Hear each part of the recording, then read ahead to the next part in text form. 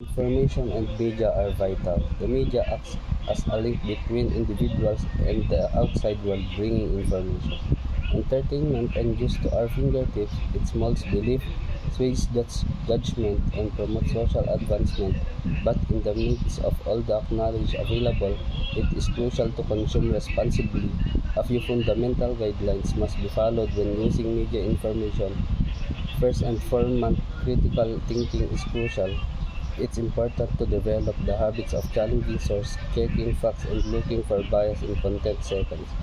It's imperative to keep up digital literacy, comprehending the online dissemination of information, and identifying false material and selecting reliable sources enable people to confidently traverse the digital terrain. Thirdly, encouraging empathy and decency in virtual exchanges.